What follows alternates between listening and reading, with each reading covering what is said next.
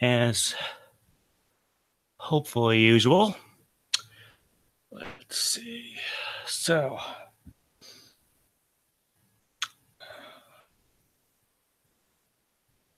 think that's pretty good there. And pretty soon here we'll get started. So, let me hit.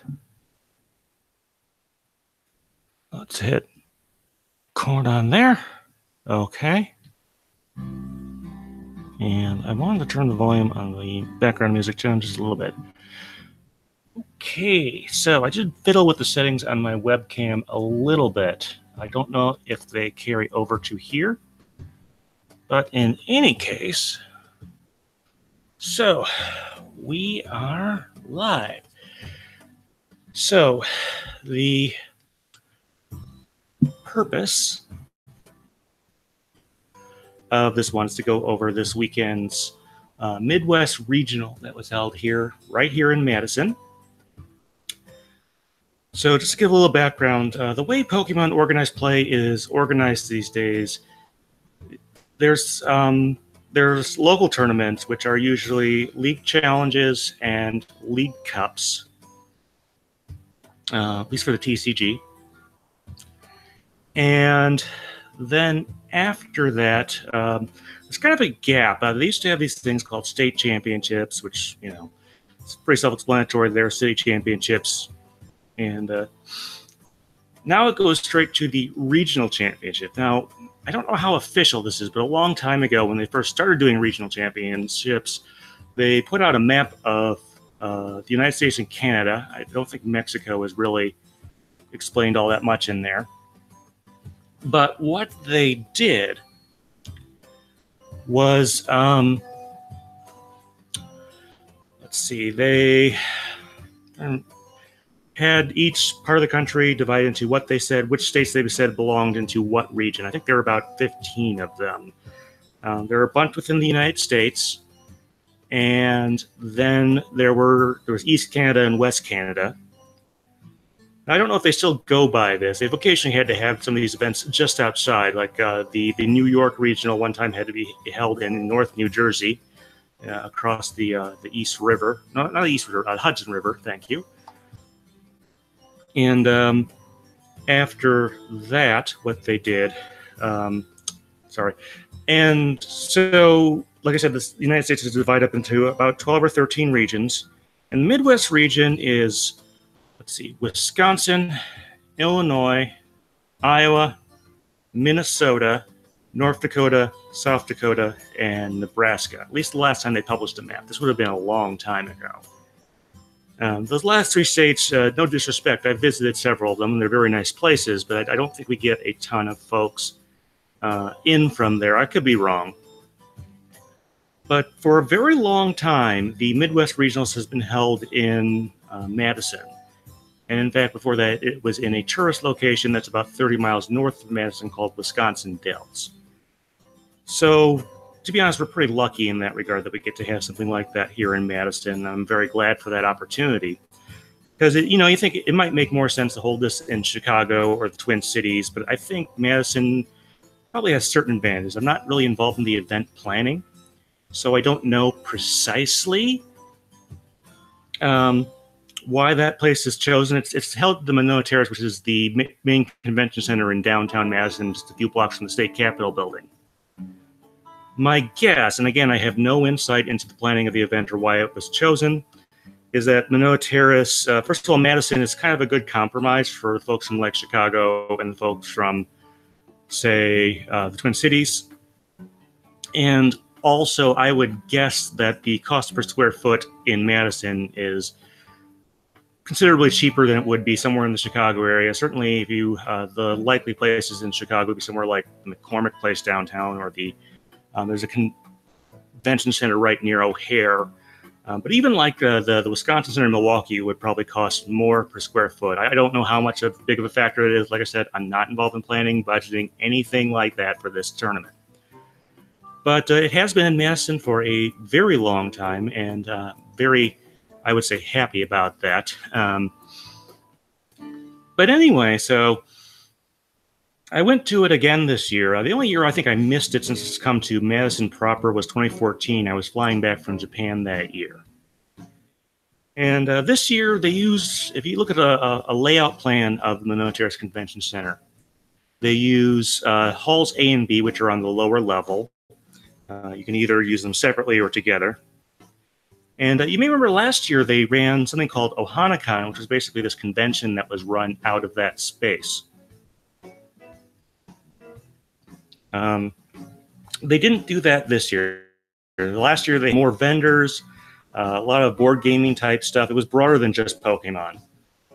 The sort of, I don't want to say trick, that's not the right word, but sort of the catch with that, I suppose, is that you had to buy admission to the convention itself to play in the tournament, which was, not everyone cared for that, to be quite honest. They did have some guests. They had, specifically last year, they had Veronica Taylor, who I did an interview with. A great interview, despite some technical problems we ran into with the sound. And Eric Stewart. Of course, Veronica Taylor did the voice of Ash in the first 8 seasons. Eric Stewart did Brock, James, for most of that time as well. So they had brought those folks in. It was a pretty interesting conversation. Apparently, at least from when I talked with Veronica, she had never really been to a Pokemon tournament, so this was her sort of first experience, I should say, in that area.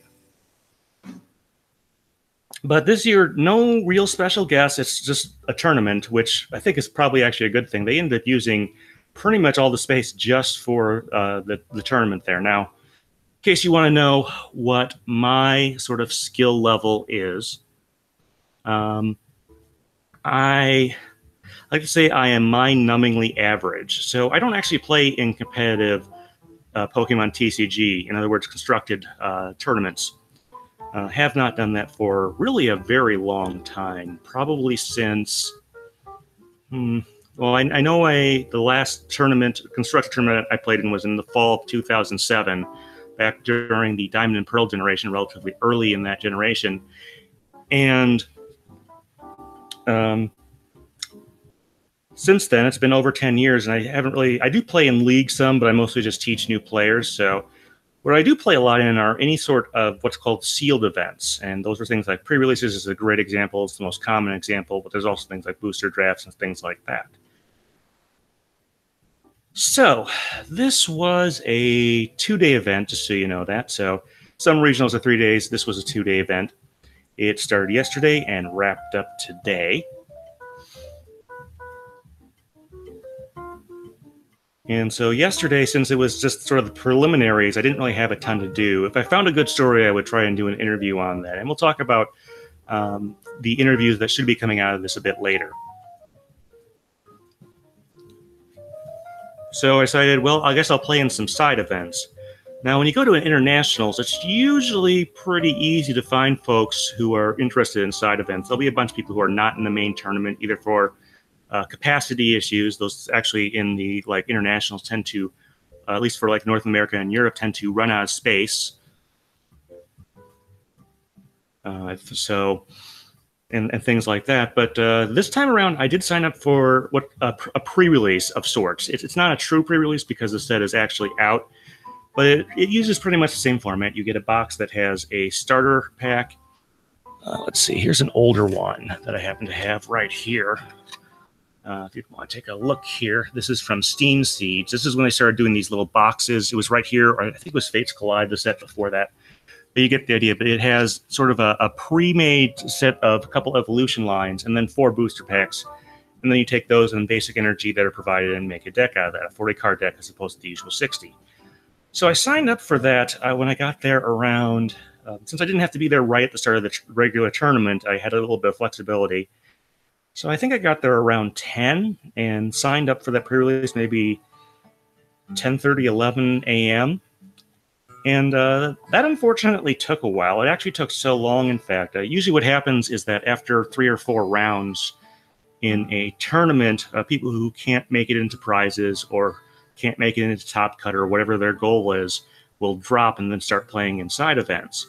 And some of that did happen, but the pre-release was pretty slow to fill up. And, that's not really the convention folks' fault. But what we ended up doing is, or what they ended up doing, I should say, is that once we got 4 people, we did a 4-person event. So single elimination. So I actually made some mistakes in that one and ended up, both in terms of deck building, not realizing certain things. Like, I don't know its name off the top of my head, but there's a Pokemon that evolves from Poipole that has a GX form. And so the problem kind of there is that I didn't realize it was an evolution. So that was kind of something I didn't notice until we started playing the game. But so that didn't go so great for me, but it's just the way things worked out sometimes. I then went into something called a mutant draft later in the day, and we did get 8 people for that, so we had a full complement. And we were using, let's see, what is it? Newest set. Oh, I just had it, and I don't remember the name off the top of my head. Anyway, the newest set, I think it's something with light in the name in there. Anyway, a mutant draft is where you build a deck pretty much normally. It's a booster draft, so you take 1 card from a pack, pass it to the left or the right, depending on which pack you're on or whatever.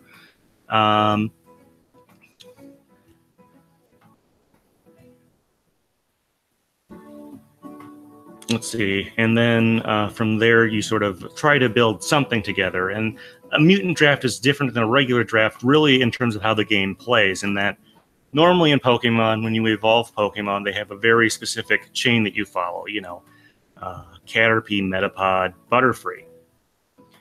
And in a mutant draft, you can still go along the normal line, which is kind of important because this set had Alolan Pokemon that changed types when they evolved, which poses a bit of an issue. But you can still go through that route.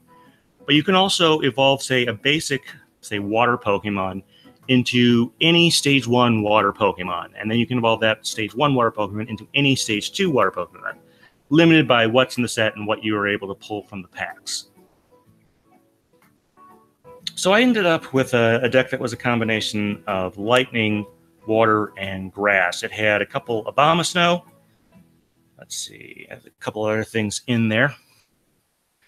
Some Go-Goat and a Pavilion. And I actually managed to pick up a Pheromosa, so you could have Pheromosa like evolve into Abomasnow, evolve into Pavilion as an example there, something that could legitimately happen. It's obviously not a sanctionable format. And I did manage to win the first round. The second round, I think it's called Forbidden Light is the name of the set. I believe it is. And one of the kind of issues with this set in a limited capacity is that it's known as Baby Buzzwole. It's an Ultra Beast Pokemon. There's a GX variant and then a non-GX variant. And this is the non-GX variant. It has an attack that does extra damage if your opponent has exactly 4 prize cards. And in limited, you don't start with the usual 6. You start with 4. So if you start with that and they aren't able to get a knockout somehow, that can obviously be problematic. And in the top 4, I hit one of those decks, and it just really did not work out for me very well. If you ever do hit that, definitely follow my usual advice. Try to find something that can confuse for 1 energy or sleep for 1 energy. Confuse is usually a bit better in that regard. I would use that previously as a strategy for dealing with 39 energy 1 Pokemon decks that you might see at a pre-release sometimes, but it's still not a bad strategy, something you might want to consider there. So that was day 1. I didn't get as much done as I would have liked as far as like side events. I really thought I would be able to put a bunch together, and they had other side events. They had side events that were standard or expanded or various other things. They have the win a box thing. The problem with that is I only have 1 expanded deck since I don't play competitively, and I guess I'll still have an expanded deck with the rotation they've announced. But so I can't really participate in those, and I kind of prefer limited anyway. I've just because I don't play competitively doesn't mean I'm completely unaware of what's going on in the current tournament format. I'm not as up on it as maybe I used to be. But that's I just haven't, especially starting with 5th generation. 6th and 7th have been a bit of an improvement, but If you want me ever to do a heavy criticism of Gen 5 of the Pokemon TCG, go ahead and ask. In any case, day 2, which was today, Sunday, I got there maybe around 9-ish, or maybe no, closer to 10-ish. It was about the same time, maybe a little bit earlier. But because the VGC competition had many fewer participants, they were actually already up into their top 8. Like, to give some perspective, I think the TCG Masters, Trading Card Game Masters, had like 500 or 600 people. And I think the video game one maybe only had about 100 in the Masters division, give or take. And of course, smaller numbers in the other divisions. So they didn't have to do all the stuff that like TCG has to do on the second day, where they have to take the top so many people and do 5 rounds more of Swiss and then do their top 8. They went straight to their top cut. And what they did there, let's see. So when I got there, I think they were already, like, juniors and seniors were already up to top 4, and Masters was kind of wrapping up the top 8. One interesting thing is that the juniors VGC final had 2 female players. So I sort of mused on Twitter. I wondered if Zoe Liu, who I interviewed last year and botched the name on, had a very good opportunity to visit Australia last year and got to see that, is having an effect of getting more female competitors into the game. And I kind of wonder about that, and whether that's breaking down some barriers. But I did watch the finals of Masters VGC. Now, it was a little bit of an odd streaming setup. They did have a TCG stream and a VGC stream, but this wasn't done by Pokemon themselves. Obviously, it was kind of a busy week for them with news and stuff, but usually they would be running the stream themselves with their own people. But this was from Dead Draw Gaming, and they had like I said, they had a TCG stream and a VG stream. And so I did get to watch the finals, and I am setting up, no guarantees until it's done. But let me just look on here and see if I can find the name. The winner of Masters in the VGC, we should be doing a written interview sometime in this week. Let's see. Paul Chua, C-H-U-A. I hope I said that remotely close to right. But we're going to be doing a written interview. I don't remember too much about his team, but I am looking forward to doing that interview as I always do. That'll be a written interview. Should be on the Pokepress blog, hopefully by the end of next weekend. So watch that. And then that wrapped up relatively early, and I kind of realized, well, it's going to take a little while for the TCG to get to like their top 8 and top 4 and the finals. So I said, well, let's give the pre-release another shot. And this time around, they got 8 people, although it was still kind of tight there. And I got to do that. And this time, let's see, I got a different starter pack than I got the other time. This one was Malamar and something else that is escaping me. Oh, I think the other part I got, I ignored part of it. It wasn't, let's see, it wasn't the grass. Oh, it was Magnezone. By comparison, for the first pre-release on Saturday, I got Magnezone, I believe, and then some psychic stuff, I believe. I think maybe I got Malamar there too. I'm not sure. I forget how the pre-release stuff is all kind of doled out.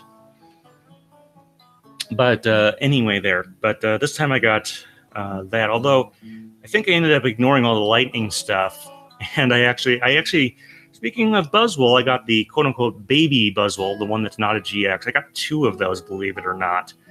And I built a deck. I had to substitute Fairy Energy for fighting because, let's see, Forbidden Light is very heavy. Like the previous ones are very heavy on fighting and very heavy on Psychic. I was able to scrounge up some of that from their supplies, but unfortunately I did not bring back the fighting energy I had from yesterday, so I had to resort to using Fairy Energy. I did comment that thankfully I was not running an Alolan Executor deck. That would have been extremely problematic. Let's see. And did pretty well in the first round, did pretty well in the second round, got to the finals. And the person there was actually able to beat me. She was a very nice woman from Rochester, Minnesota. If you don't know where Rochester is, it's about hour and a half southeast of the Twin Cities. So it's not part of the Twin Cities metro, really. It's sort of on the very deep fringe there. And it's considered its own metro area. I've gone through there a couple times, going to the Twin Cities from either here or from La Crosse. But she did pretty well. She got actually did eventually get my Buzzwole confused and stuff, and eventually she was able to take a prize, which Buzzwoles for stick only does 30 otherwise, so not nearly as powerful there, but in a pre-release can be, if you get out to a fast start, very good there. But she did a good job there and was able to beat me, so I made it to the finals of the 8-person pod and lost there. But still had a pretty good time and finished in more than enough time to watch most of the top 8, I think, and the top 4 and the finals. Chris, you may remember the finals. They had Igor Costa and in Masters and William Mantho. That was your Masters division. I think I said that about right. In Masters TCG finals. So that actually ended up going very quick. They had this kind of similar deck again, Buzzwole. Which I guess is the announcers, if I remember correctly, commented that there was that in trying to sort of weaken Zoroark GX that has a lot of things it can do. I think there might be actually be more than one or something like that. But in any case, they might have overstepped it with the amount of fighting support they put in some of the like Forbidden Light and some of the other more recent sets. They might have. And I think they might be right about that. So hopefully the next set, which would be legal, I don't know if it's going to give it a name yet, in English anyway, legal for Worlds, will bring things a little more balanced, because they said they got a very heavy amount of fighting with Buzzwole and Lycanroc, two very popular Pokemon that have some very powerful cards in this format. So as far as the TCG interview, I'm doing another written interview there with Will Mantho. I think I said that right again. I didn't want to interview Igor because I had interviewed him a number of years ago. One in this was 2012 in Hawaii. And I try to spread things around. I try not to interview the same people over and over again. I do very much appreciate, Igor. I believe he's from. I think he's from Portugal. I think he's from Europe. It's either that or South American. I'm very sorry for not remembering off the top of my head. I'm pretty sure it's a Portuguese-speaking country, so it's got to be either Portugal or Brazil. But I thanked him for flying all the way over here, since that's obviously a pretty long trip to make it to. To be honest, Madison is probably one of the smaller cities or metro areas that have had an event. I don't remember where Roanoke, where that is in relationship to in Virginia precisely. But it was a very quick finals, and you can watch it yourself. But overall, I'd say I had a pretty good time. I picked up, I don't have them with me here. I may take them in just a little bit and pick those up there. But what happened is I picked up, when you won in the side events, you would get points that you could redeem for various things. You could actually use them at some of the vendors. It was like 100 points, $1 there. But they also had some stuff right at the side events. And I picked up a couple jumbo-sized cards. Specifically, let's say I picked up Zoroark GX, Primarina GX, and Buzzwole GX. And part of the reasons I like picking up those jumbo cards is it's kind of a cheap way to get a good quality copy of that for scanning, which I like to use in some of my stuff. And the nice thing about the jumbo ones, of course, is since they're bigger, the resolution is better, and you can scan them and get a better image that way. So that all works out pretty well. Let's see. Got a few more minutes here. Unfortunately, I don't seem to see anyone listening live. Sorry about announcing this at the very kind of last moment. I didn't really know when the regionals would end. If all the top rounds had gone to their full extent, I would not have been home till about at least 8 probably. And that's just how things work sometimes. But if you have any questions about my time at the event, and if you're thinking about going to a regional in your area, I don't think they start up until a few months from now, and those are actually part of the next tournament season. This is I believe, the last regional of the current tournament season that runs through North American Internationals next month. But I strongly recommend you check one of these out, and if they happen to be in your area. Even if you don't end up playing a whole lot or playing in the main event, they're a lot of fun, and I strongly recommend them. Let's see. As far as other stuff going on with the channel, I guess I should verse you there. First off, pretty soon here, maybe as soon as next weekend, Ann and I are going to be discussing movie 13, speaking of Zoroark, the Zoroark movie, Zoroark, Ruler of Illusions. And unfortunately, so far, we have not gotten any feedback from listeners about the, what is it? Oh, about the, I remember what I was about to say. Oh, about the music there. Remember, we're comparing Ice Cream Syndrome by Soup and the Switch versus I Believe You by Aaron Bowman, and we really want something that really makes it better. And I don't know exactly what we're going to do for our in-between fourth and fifth generation special episode. One thing we were thinking of doing is, remember how we did the Perfume/NXS If They Did a Pokemon Song, where we each picked a band that had not done a Pokemon song. And we said, well, let's pick out some of the in some alternate universe. And we were thinking of doing that with listener requests, but if we're not getting too many comments, we may just have to sort of set that idea aside. And I really don't want to do that. I really want to hear what you folks out there think could have worked as a Pokemon song, but not final yet. Like I said, I haven't even checked with Ann to see if we're going to be able to record next weekend. But what I do hope to have up next weekend are the written interviews from this weekend's Midwest Regionals. So look forward to that. Keep an eye on the Pokepress blog. Aside from that, we're coming up on 9:30. I intend for this to be relatively short.